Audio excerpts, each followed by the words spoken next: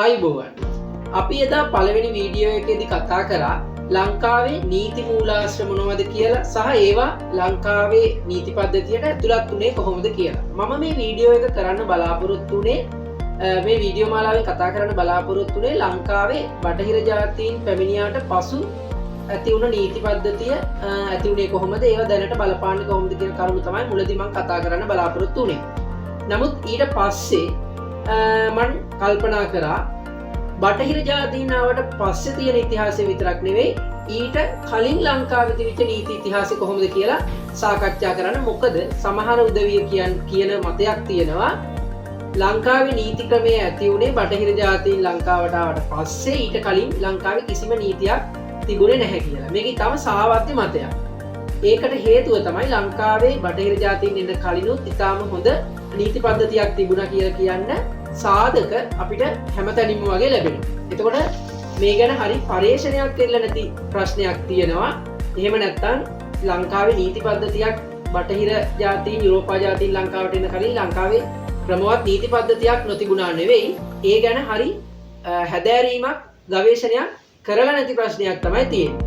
විශේෂයෙන්ම මේ වගේ මතයක් ඇති වෙන හේතුව තමයි ලංකාවේ තිබිච්ච නීති ක්‍රමය ගැන ලියලා තියෙන්නේ තමන්ගේ ග්‍රන්ථවලට ඇතුළත් කරලා තියෙන්නේ මේ බටහිර ජාතිකයෝ. එතකොට බටහිර ජාතිකයෝ ලංකාවේ තිබෙන නීතිය ගැන කතා කරලා තියෙන්නේ තමන්ගේ අර අධිරාජ්‍යවාදී මතයේ ඉඳලා. එතකොට ඒ කට්ටිය නිතරම ලංකාවේ තිබුණ ක්‍රමවේදය පහත හෙලන්න තමයි කතා කරලා තියෙන්නේ. නිතරම කියන්නේ සාපේක්ෂව බැලුවොත්. කොහොම නමුත් සමහර ලේඛකයන් අතින් එහෙම පහත හෙලන්න ලියපු ලේඛනවලම අන්තර්ගත වෙනවා ඉතාමත්ම ක්‍රමවත් නීති පද්ධතියක් ලංකාවේ නීති ක්‍රමය තුළ තිබුණා කියන කරුණත් ඒ සාධක උන් දක්වන කරුණු වලින්ම පැහැදිලි වෙනවා. එතකොට මම කල්පනා කරා ලංකාවට බටහිර ජාතීන් එන්න ආවට පස්සේ නීති ඉතිහාසය කතා කරන්න කලින් ඊට කලින් පූර්ව යටත් විජිත යුගය නැත්නම් යටත් විජිතයක් බවට පත් වෙන කලින් යුගවල තිබිච්ච ඉතිහාසය නීති ඉතිහාසය කොහොමද කියලා කතා කරන්න. ප්‍රධානම කරුණු කීපයක් අපි මෙහෙදී දැනගෙන ඉන්න ඕන. ඒ තමයි බටහිර ජාතීන් ලංකාවට එන්න කලින් ලංකාවේ නීති ක්‍රමය යුරෝපා ජාතීන් ලංකාවට හඳුන්වා දුන්නා වගේ ලිඛිත නීති ක්‍රමයක් නෙවෙයි. හැබැයි මතක තියාගන්න ඕන ලිඛිත නීති ක්‍රමයක් නොතිබූ පමණින් ලංකාවේ ක්‍රමවත් නීති පද්ධතියක් තිබුණ නැහැ කියලා කාටවත් කියන්න බෑ. ඒකට තියෙන හොඳම උදාහරණය මම කියන්නම්. වර්තමාන බ්‍රිතාන්‍යය. වර්තමාන බ්‍රිතාන්‍යයට ලිඛිත ව්‍යවස්ථාවක් නැහැ. ඔවුන්ට තියෙන්නේ සම්ප්‍රදායන් මත බැඳුණු ඔවුන්ගේ ව්‍යවස්ථාවක්. එහෙම නැතුව ලිඛිත ආණ්ඩු ක්‍රම ව්‍යවස්ථාවක් නැහැ.